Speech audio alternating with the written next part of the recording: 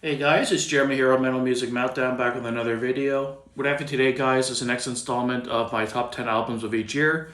We're up till 2007. If you're new to the channel, what I've been doing is starting back in 1970, where metal all began, and working my way through the years up until present date. So definitely check out my playlist for the other decades if you haven't seen them already. This is my second time recording this video. The first time I, for some reason, put an album on my list that was from 1996. I don't know what the hell I was thinking, but a buddy of mine on here who watches my videos pointed it out to me, so I quickly deleted it, and I'm now re-recording it. So let's jump right in, guys. Number 10, I went with Evil, the debut album, Enter the Grave. This is a great a thrash band from the UK. Great debut album. I got into these guys a little bit later with their last couple albums, but really good stuff. Great new generation of thrash metal out of the UK. At number 9, I went with Overkill's album Immortals, their 14th studio album. These guys don't have a weak album in their discography. All their stuff is great. And I like the Immortals album. It's got some really good tunes on there, so I had to make the list. At number 8, I went with Running Wild by Airborne, a great hard rock band out of Australia. This is also their debut album. Really good stuff. Kind of the new generation's AC/DC. It's got that same kind of vibe to it. Arena rock anthems. Really catchy songs. Great hard rock songs. At number 7, I went with Death Is This Communion by High on Fire. I love this band. This is their 4th studio album. Matt Pike leads the band. Just some really good stoner, really aggressive sounding, really good stuff. I love this band. And they don't have a weak album in their discography. At number 6, I went with The Art of Partying by Municipal Waste. Probably my favorite album by these guys. It's their 3rd album, probably the most popular too. Just a really fun crossover album, really good tunes. Really fun to listen to if you're having a couple beers with the boys.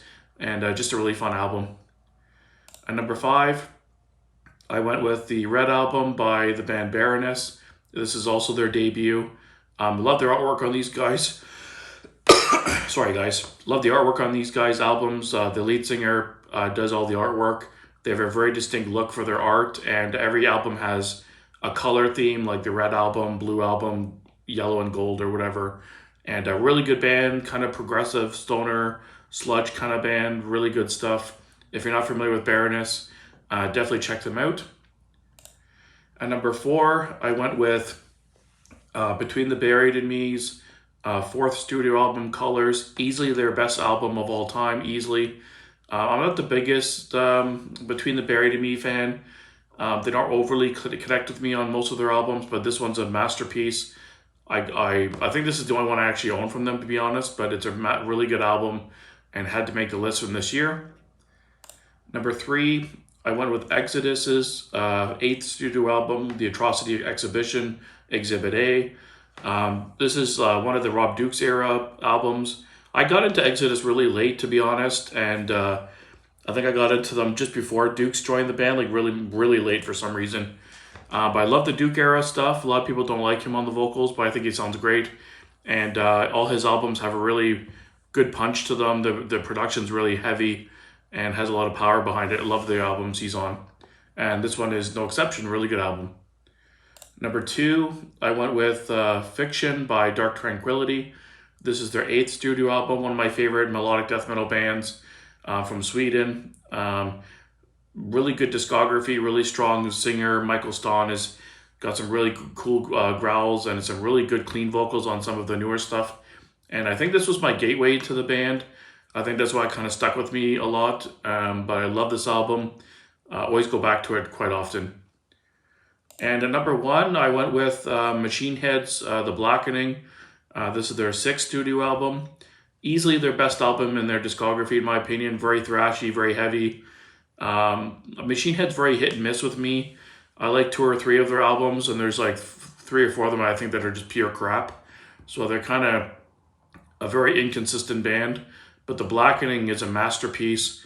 Easily my favorite album by them, and probably a top 50 album of all time for me. It would probably be in that echelon. So yeah, it had to make number one for me for this year. It stood out right away. So let me know down below, guys, what your top 10 would be for 2007.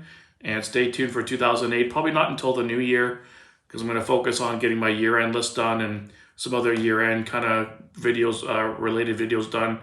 But thanks for watching, guys. If you want to check out more content like this, definitely check out the playlist for the other years I've done. And until next time, guys, keep it metal.